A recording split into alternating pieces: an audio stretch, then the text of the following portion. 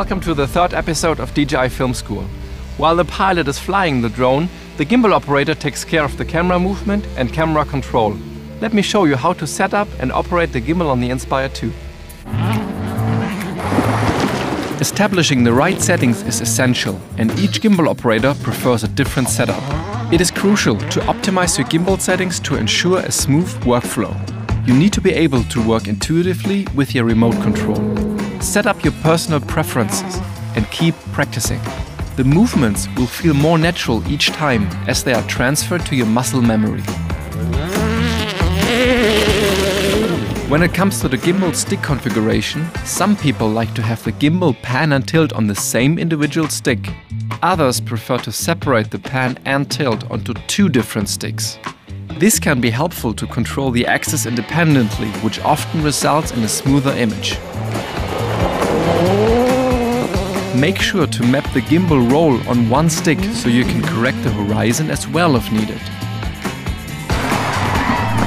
One of the most important things when operating the drone camera gimbal is finding the right gimbal speed settings.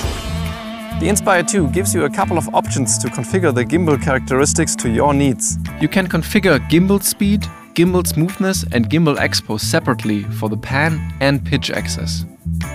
Configuring the gimbal for fast action sports often requires a different setup compared to shooting a landscape scene, for example.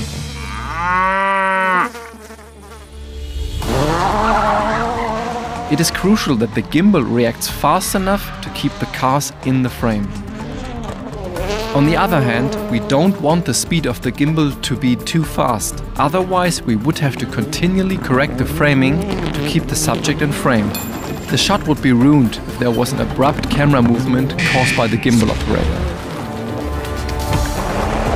Sometimes you also have to adjust your gimbal settings depending on your location to find the optimal balance between speed and precision.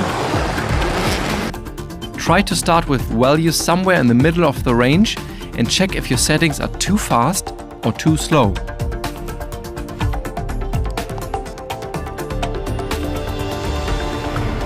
Some shots require more pan and tilt work than others. The smoothing feature is critical and helps create fluid movements and hide subtle corrections. You want to obtain a smooth movement and not stop the image too abruptly, but you also want to have the ability to change the direction fast enough if needed. In a nutshell, set the smoothing as low as possible and as high as necessary. To ensure the camera never hits the physical limit of the pan axis, enable quick spin as an option. There's nothing worse than almost finalizing a shot and the camera hits the end of its spin and ruins the shot. Assign the gimbal recenter feature to one of the buttons on the back of the remote controller. During the flight, the gimbal operator can reset the camera very quickly regardless of the gimbal settings. This helps when there is limited time between shots. We usually use a fixed focus on all WRC events, since focus pulling on such a fast action would be very hard. We always set ISO, aperture and shutter speed manually to have full control over the picture. The shutter speed should be double the frame rate to maintain a good balance between excessive and insufficient motion blur. Use ND filters for bright conditions to bring down the shutter speed. Using these, you'll have full control over your camera aperture. The use of the slow motion feature is nice when shooting a rally because it highlights all the dirt and dust flying around.